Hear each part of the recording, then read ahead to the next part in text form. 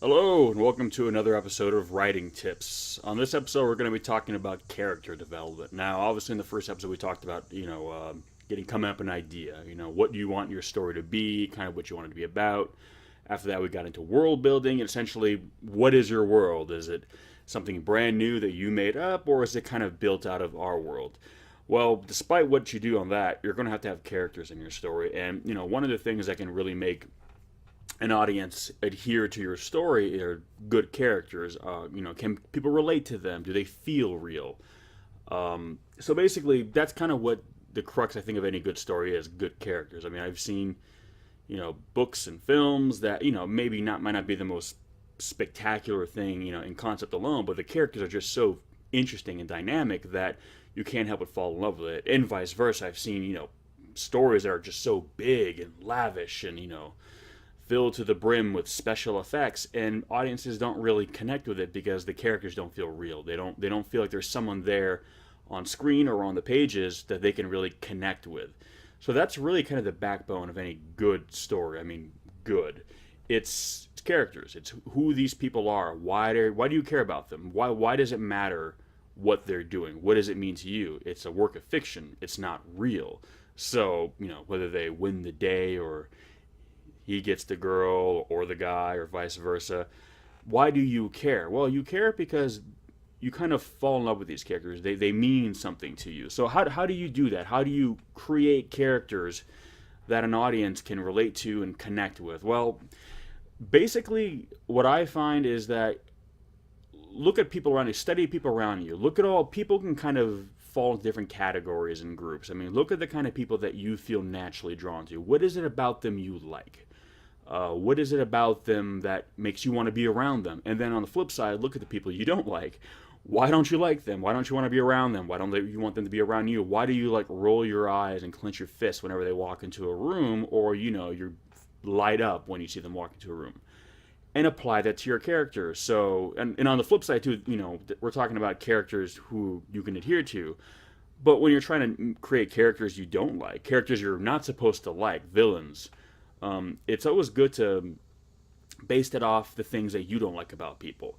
But I find with villains, it's a bit more of an archetype. You can kind of study history a little bit the way you do so for world building, and look at kind of the real life villains of history. Like the Mussolinis, the Hitlers, the Stalins, those kind of guys, and look at like why they are kind of generally speaking not as well received or liked by the general public of the world.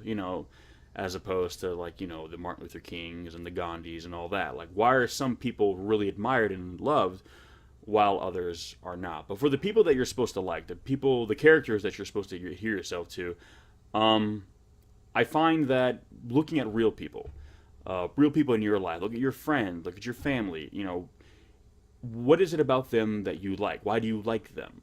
And also by studying real people, you pick up on mannerisms and behaviors and personality traits that are real. So when you apply them to these fictional characters, they feel more real because they're behaving and acting in a way that feels real. Even if it's in a story that's really far fetched and unrealistic and not of our world, if you essentially have them behaving and reacting in ways where, okay, let's say I was in this world. Let's say this was my normal world, a world where, there are dragons and dinosaurs or monsters or whatever, aliens. Let's say that's reality. Okay, well, how do people react to reality in our reality? And then apply that same kind of behavior to this reality. And even though it's a reality that might seem alien to us, their behavior that won't seem alien. Their way of interacting with their world will be similar, if not exactly like ours. So that way they feel like real people because the aesthetic around them might be different, but people are people. People are going to behave the way people behave. People are going to act the way people act. So as long as they do that, then your audience is going to be able to kind of accept them as real people. And in terms of making them like them, because it's one thing to make people accept them, like, okay, these are real people, but fine, so what? Why do I care? Why does it matter? What matters to them? And my advice to that is just, and this is what I do because I find that when I read something or watch something, when I find characters that I feel really connected with. This is usually the reason why. And that is, you kind of just see them going through stuff. And despite how big of a story they're in, they still go through the general, range of emotions. They still get sad, they still get angry, they still get frustrated.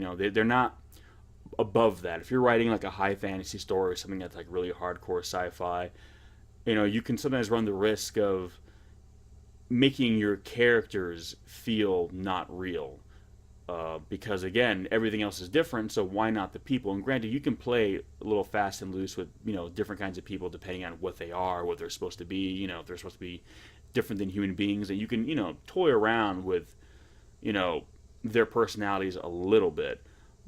But at the same time, they still have to have that backbone, that human backbone, even if they're not even human characters. If you want to make your audience like them, which I'm assuming are going to be humans, you kind of have to put human attributes into characters who aren't humans. I mean, you look at something like the Star Trek universe, where you have all different aliens, because they look so different than us, but yet they still possess basic traits that we can relate to. I mean, the Vulcans might be very stoic and kind of serious, but you can still have a conversation with one. The Klingons are more hot-headed, but they're still exhibiting traits that you could find in a human being. They're kind of just extremes of different ones.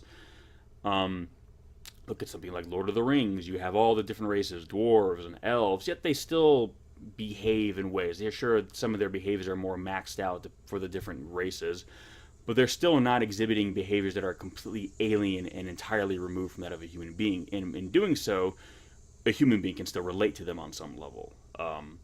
So in terms of your characters, look at people around you. Look at the people in your life. Study them. I mean, just basically say, okay, this is a person I hang out with. This is a person I enjoy spending time with. Why?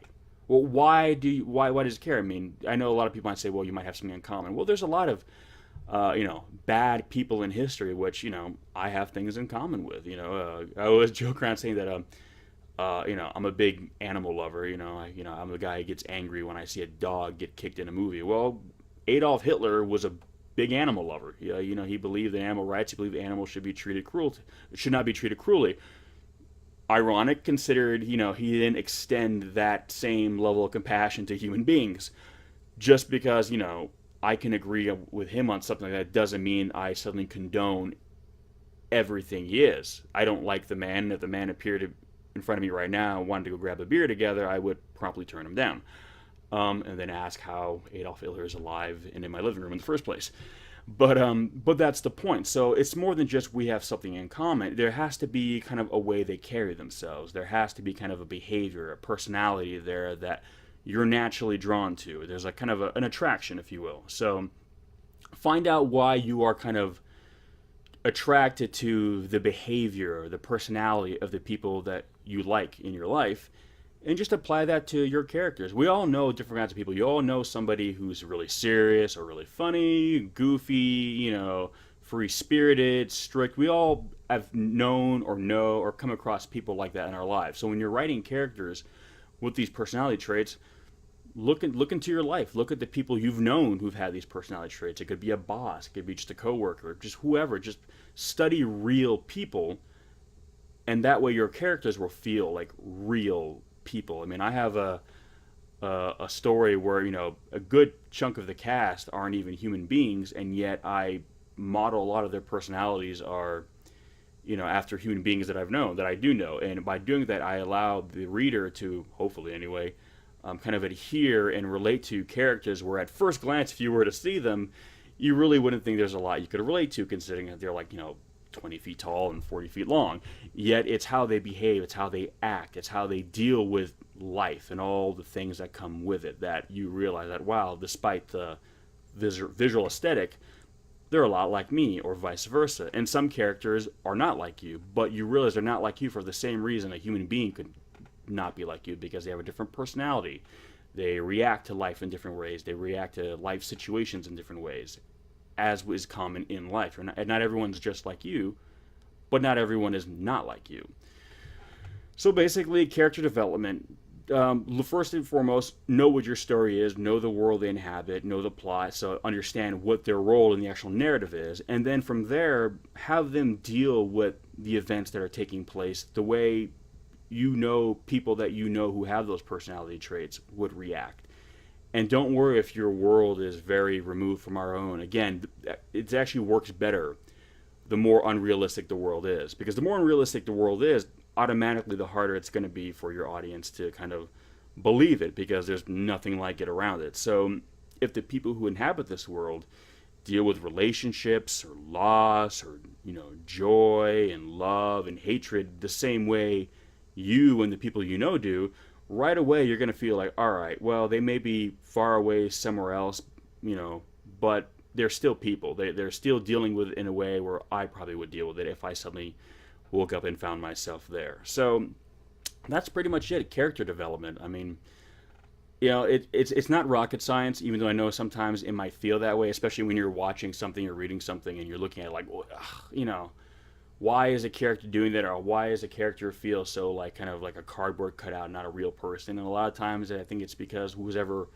writing it is not, thinking of them as real people. They're writing them as, just, a plot device. And again, I'm not saying that I'm an expert. I'm not saying that I know better than everybody else.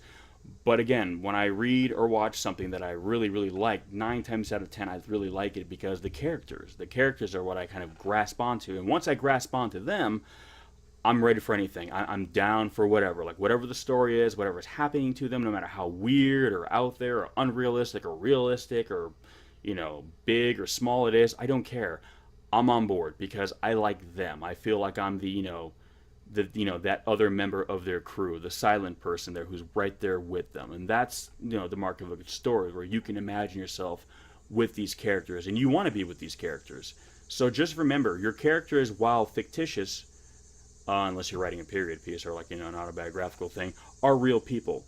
And treat them like real people. And once you start treating them like real people and writing them as real people, they'll come alive to you. And a lot of their behavior and their personalities will kind of almost write themselves, because you'll just know how such and such will react when such and such does this or says that. You'll know who they are. You'll know how they'll react the same way you know how your friends will react, if you tell them this or you tell them that, because you know who they are. So learn who your characters are. Write them as real people. Get to know them. I know that sounds a little hokey, but trust me. Get to know your characters as if they're your real friends. And when you go to write them, whether, again, it's for a book, a script, a video game, comic, whatever, they'll write themselves. You'll know what they need to do in the moment. You know what they'll need to say because you know who they are. And most importantly, you'll know what they won't say. You'll know how they won't react. And also, by knowing all that, if you want to maybe kind of surprise your audience, sometimes you can have them react in a way that they wouldn't react that way, or your audience wouldn't be expecting it, so it actually is a surprise. So that's pretty much it in a nutshell. Character development. So know the world they're in, know your characters personally, and they write themselves. So that's it for this episode of Writing Tips. Keep checking in with the channel. If you haven't already, please subscribe, and leave some comments below if there is something you want me to talk about. If there's something you're curious about, you want to just, get my 2 cents on, or want me to kind of dive into, by all means, let me know. I mean, I've got a few more ideas for videos on this series that I want to do, but you know what, if there's something that maybe I'm not going to do a video for like 3 or 4 videos down the line, but you want to know about it right now, let me know, and I'll jump to that one next. I mean, it's not a big deal. I mean, whatever you guys are interested in, let me know, and I'll be more than happy to go over it. So, thanks for listening, guys. Peace.